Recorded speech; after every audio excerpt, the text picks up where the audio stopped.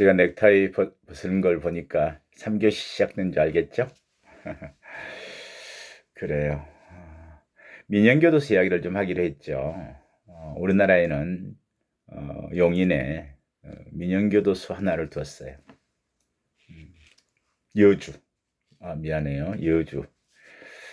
그래서 한번 이야기했죠. 여주에는 교도소가 여주교도소가 있고, 또 여주 인근에 장호원이라는 데죠. 이천 쪽에 이제 국군교도소, 예전에 육군교도소가 국군교도소로 바뀌어서 설치되어 있고요. 그리고 이제 민영교도소를 여주에 두었죠. 지금 한 지난주에 몇 명이었죠? 350명, 360명 수용하고 있던가요? 정확한 숫자를 처음에 시작할 때는 300명으로 수용했고요. 원래 시작할 때는 500명을 목표로 그 시설을 했었어요.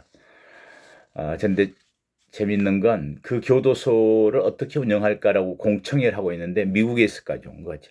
우리가 운영하겠다. 미국이나 이런 쪽들은 우리를 잘못 이해했어요.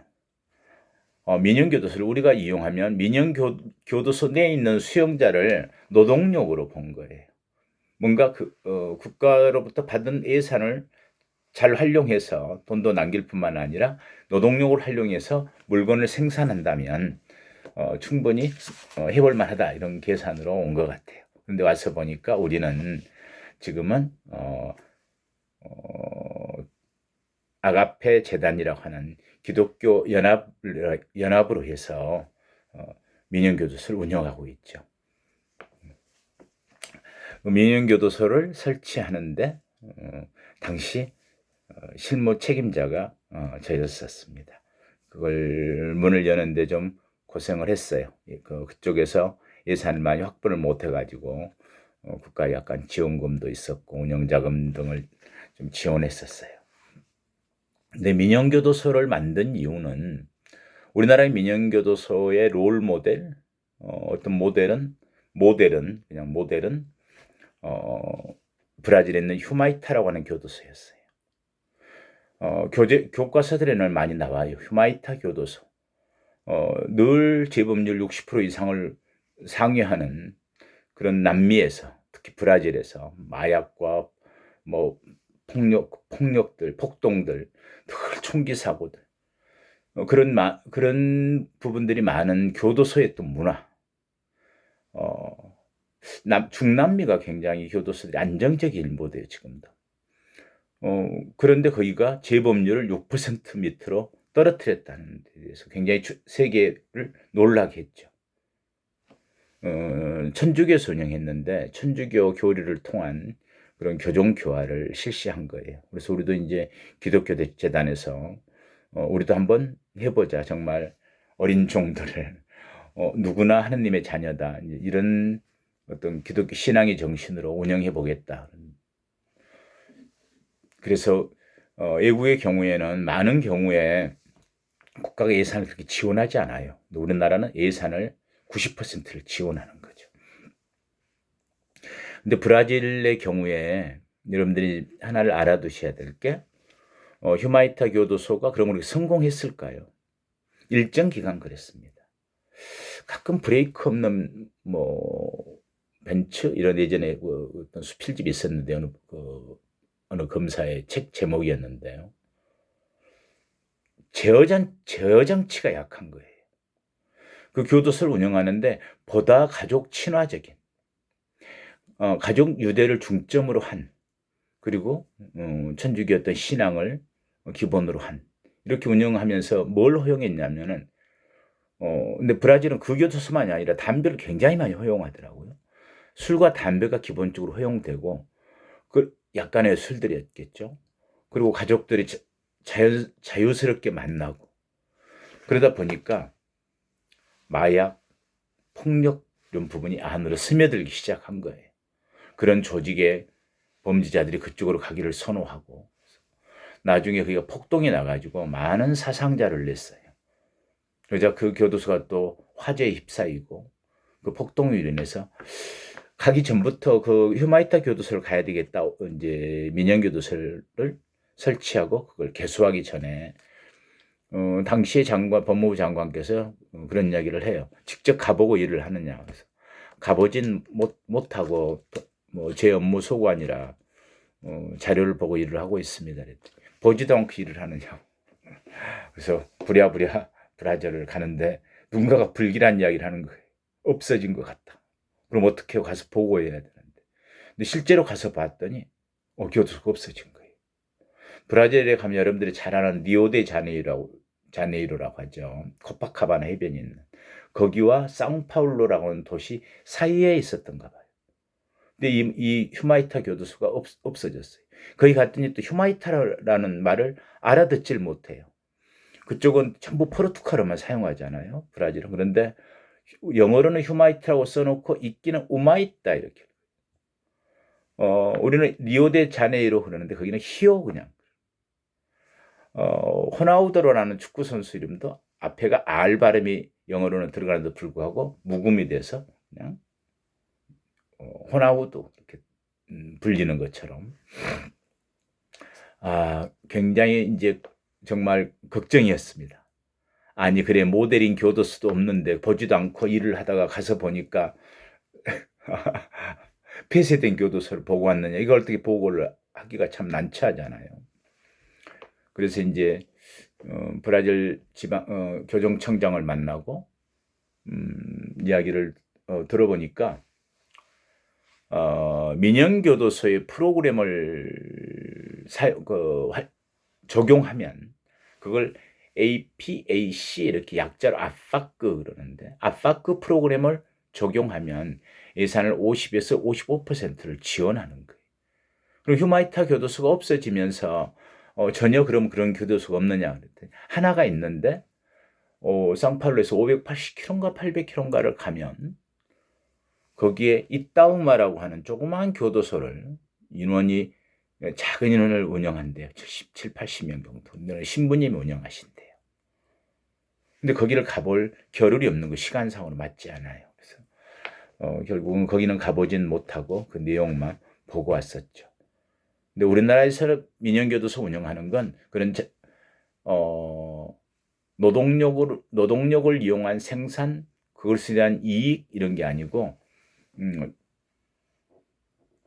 기독교 재단에서 운영하는 교화의 어떤 효과 이런 면에서 운영하기 때문에 두 가지 의미예요. 우리나라는. 그래도 하나는 예산의 비용의 절감이 있어요. 민영교도소는 민영교도소가 잘 운영할 수 있는 효율성이 있거든. 그런 부분에서의 예산 절감일 수도 있고 또 한 가지는 내부적으로 해서 어느 정도 재원을 확보할 수 있기 때문에 국가에서 90%를 지원을 해요. 물론 큰 가이드라인은 줘요. 봉급은 어느 정도 이상을 줘야 된다. 전체 주는 예산의 80%는 80%. 또 관리 비용은 얼마를 들어가야 한다. 물론 거기서 사용하는 총기나 개호 장비들, 그 다음에 어떤 처음에 다 운영 비용으로 국가에서 호송버스 또는 시설, 치사장의 시설들 이런 부분들을 운영비로 제가 책정해서 국가에서 구입하는 걸로 했어요. 총기고 개호 장비고 호송버스. 그래서 관리 전환을 시켜주는 식으로 해서 운영을 하죠. 그렇지만 어찌 되었건 10%는 국가 예산의 10%가 절감되는 거죠. 우리가 지난 시간에 이야기할 때도 1인당 연간 수용 경비가 2,860만 원쯤, 2,900만 원쯤 된다 그렇다면은 거기 있는 1년에 1인당 들어가는 그 비용 곱하기 인원수 그걸 예산으로 주는 거예요. 그래서 처음에 300명을 수용했는데 조금 더 많은 인원을 수용하고 싶다. 더 많은 예산이었을 때 운영이 더 쉽기 때문에 그래서 좀 더 운영하면서 숫자를 늘려가도록 하자 해서 저 있을 때는 300명이었는데 지금 360명쯤 수용하고 있습니다. 두 가지 의미예요. 하나는 방금 이야기했던 예산의 절감, 또 한 가지는 국가가 운영하는 교정과 민간이 운영하는 교정과의 경쟁을 통해서 서로 발전할 수 있도록 좋은 장점들을 서로 배워가고 틀림없이 지금 현재로서의 입장은 민영교도소는 저는 성공적이라고 생각해요. 어떤 면에서 관리 감독도 잘 되고 있고 무엇보다도 재범률이 현저히 낮아요. 조금 더 지켜봐야 될지는 모르겠지만 그래도 벌써 10년이 지났기 때문에 이제 10년이 됐죠. 근데 아직까지 통계적으로는 일반 국가가 운영하는 교도소보다는 재범률은 확실히 떨어진 상태예요. 근데 단순 비교인 경우가 안 되는 경우가 있어요. 그렇게 단순 비교식으로 재범률만 가지고 따질 수 없는 게 관리하는 수용자의 질, 소위 거기는 여성 수용자가 안 가고 또 조직 마약 이런 경우들은 곤란하죠. 무기수나 이런 경우. 그래서 상대적으로 좀 쉬울 수는 있지만은 그래도 일반 교도소의 재범률보다는 현저히 낮은 통계를 보여주고 있어요. 조금 더 지켜봐야 되지만 저는 성공적이다 이런 생각도 들어요. 그래요. 아무튼 우리나라의 교정 조직 그러면은 중앙에 있는 중앙기구, 지방교정청, 일선교정기관.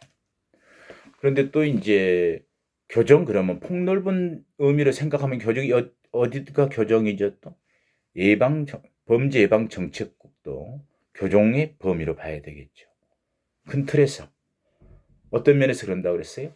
소년과 성인, 개방적 처우와 시설 내 처우에 구분 지어진다 하더라도 교정이잖아요. 보호관찰도. 더구나 보호관찰의 성격도 요즘은 교정과의 좀 더 관계성이 강화되고 있을 뿐만 아니라 보다 더 강경화된 또는 어떤 중형주의 어떤 문화들 속에서 보호관찰도 보안 처분적 성격이 강해지면서 관리 감독의 부분이 강조되고 있기도 해요. 어찌되었건 범죄예방정책국은 소년들, 소위 소년원, 소년분류심사원, 성인과의 그 나이 차이가 다른 거죠. 그래서 처우가 다르고 그리고 이제 보호관찰 심사위원회, 보호관찰소 이런 부분으로 운영되는 총괄하는 기구가 범죄예방정책국. 그리고 이제 교정과 관련해서는 각종 위원회들이 교정중앙위원회, 중앙에는 어떤 그런 각종 위원회들이 이제 중앙에 있는 가석방위원회, 가석방심사위원회, 아까 이야기했던 중앙급식관리위원회, 그리고 이제 범죄예방정책국에서 관리하는 치료감호 심의위원회, 또 보호관찰심사위원회, 또 보안관찰 처분심의위원회 이런 중앙기구들을 두고 있어요. 중앙위원회들. 일선 기관 내 위원회는 아까 이야기했던 뭐가 있었나요? 가장 중요한 게 어찌 보면은 분류처우위원회죠. 분류심사를 확정하는 거, 어떤 처우를 결정하는 거. 분류심사를 확정한다는 것은 처음에 왔을 때 신입심사나 이 사람들이 어떤 처우의 변화들을 지켜보면서 그걸 반영해주는 재심사. 재심사는 정기 재심사와 또는 필요시 특별한 사유가 있을 때 주는 부정기 재심사 이렇게 나눌 수는 있어요. 이런 처우위원회 거기서는 가석방 올릴 사람들을 법무부에 이제 상신한다. 구비서를 갖춰서 대상자들을 검토할 수 있도록 법무부에 올려주는 가석방 예비 심사까지 하고 있죠. 이게 이제 분류처우위원회. 위원장은 물론 이제 소장이 되고요. 그리고 이제 지방 급식관리위원회. 수용자들에 대한 급식 관리를 그 영양가나 또는 그런 음식의 어떤 내용들 이걸 결정하는데 안에도 물론 영양사가 늘 한 명이 직원으로서 채용되어 있지만은 외부 영양사, 외부의 심사위원들 같이 포함해서 급식관리위원회가 있고요. 기후심사위원회도 이제 소장 산하의 이제 그 위원회 중에 이 사람을 집에 보낼 것인지 이런 심사위원회를 두고 있습니다. 그리고 이제 아까 얘기했던 징벌위원회, 행정벌로서의 징벌을 줄 것인지 심의하고 결정하는 거. 이 부분들도 보통 이런 경우에도 이제 예부 인사들을 3인 이상 두도록 7인 이하의 의원으로 늘 구성돼서 7명이 구성돼요. 그런데 징벌위원회에서도 예부 의원을 그런 7인 중에 3인 이상을 두도록 한다. 그리고 이제 교정자문위원회가 구성되어 있었는데 요즘은 많이 좀 그 역할이 제대로 기능을 잘 못하고 있어서 명실상부한 조직으로 되어 있기도 하고 폐지도 되고 있는데 교정자문위원회, 소위 예부 인사만으로 이건 구성돼 가지고 교도소의 운영에 대한 자문을 구하는 거죠. 그리고 가장 중요한 건 이제 교도관 회의, 그래서 이제 소장의 자문기관이에요. 그러면서도 구성은 물론 소장이 교도관 회의를 주재하고 위원장이 되는데 소장, 부소장, 각과장 이렇게 해서 이제 소의 전반적인 교도소 운영에 대한 어떤 자문을 구하는 위원회들, 이렇게 조직이 그렇게 되어 있어요. 자, 여기까지니까 이제 우리의 조직들이고, 교정시설은 어떤 의미이고 어떤 모습일까요? 교정시설, 그냥 어떤 가둬두는 곳, 그렇죠? 예전의 감옥의 형태, 행형의 의미로서의 형무소 의미, 이렇다면 협의의 의미로 정말 가둬두는 의미들이겠죠. 관리하고. 자, 오늘날은 어떤 의미로 변해가고 우리는 어떤 이야기를 하게 될까요? 하나만 더 봐볼까요? 그런 시설을 전부 이야기하기 전에 교정에서는 여기에 적혀 있나요? 볼까요? 오늘은 자, 우리가 이야기한 두 번째 시간의 내용들의 이야기죠. 보이질 않을까요?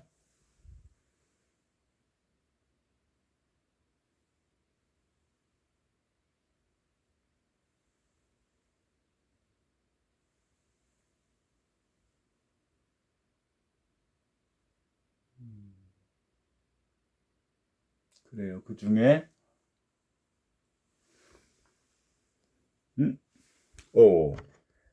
제가 1교시, 1, 2교시 걸 올려놨었네요.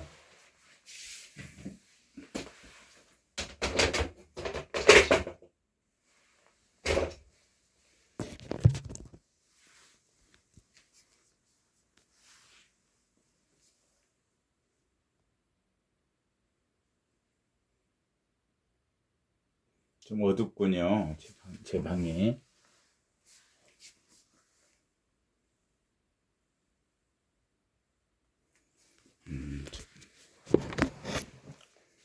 아무튼 2교시의 내용들인데 우리의 행정법상에는 형집행법상에는 시설을 뭐라고 하고 있을까요?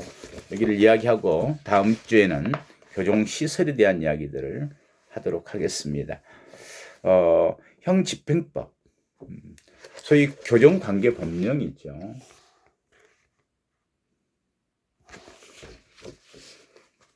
형집행법상에는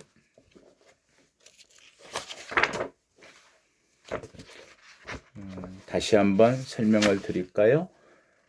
형집행법이라 하는 것은 형의 집행 및 수용자의 처우에 관한 법률, 뭐든지 법률에 근거해서 일이 이루어지겠지만 법률로 다 정할 수 없기 때문에 위임을 하죠. 그리고 구체화시키기 위해서 시행령과 또 보다 더 효율적으로 운영하고 위한 근거들을 마련하기 위해서 법률에 대한 시행 규칙을 두는 거죠. 그래서 우리는 교정시설이란 무엇인지에 대한 이야기는 형집행법, 제57조의 이야기가 되어 있어요. 이것만 한번 읽어볼까요? 57조는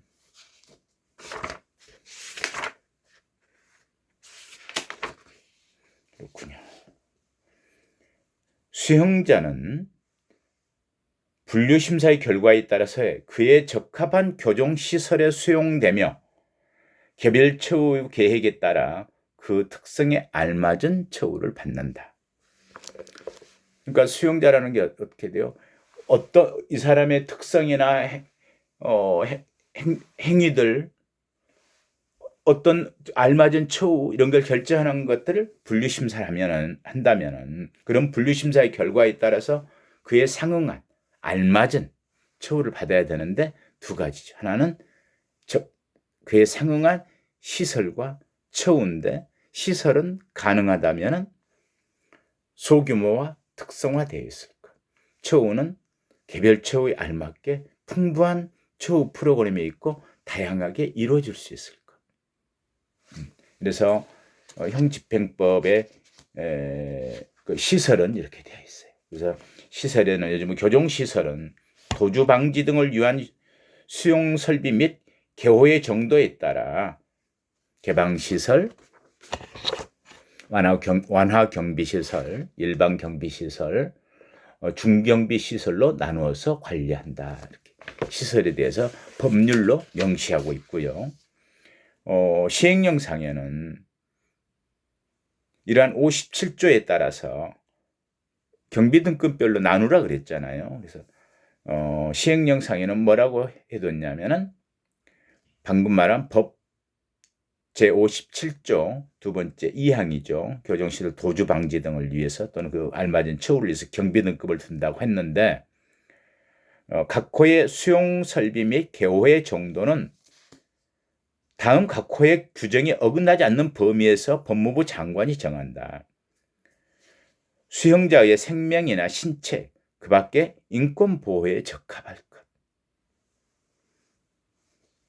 두 번째, 교정시설의 안정과 질서 유지를 위하여 필요한 최소한의 범위일 것. 과도하게 관리하기 위해서 인권 침해하지 말라는 형벌을 집행하되 이상한 형벌을 집행하거나 과도하게 하거나 하는 것들을 금지하고 있는 거죠. 그래서 교정시설의 안정과 질서 유지를 위해서 필요한 최소한의 범위일 것. 그리고 이러한 시설들은 개별 처우 계획의 시행에 적합할 것. 이렇게 기본적으로 교정시설에 대한 의의와 어떤 의미라 할까요? 그 기능을 교정관계 법령에 규정하고 있습니다. 우리는 다음 시간에는 교정시설에 대해서 주로 알아볼 건데요. 교정시설의 의의와 그리고 교정시설의 감독, 교정시설의 공개 이런 부분들에 대한 이야기를 다음 주에 하도록 하겠습니다. 오늘 여러분들 수고 많았어요.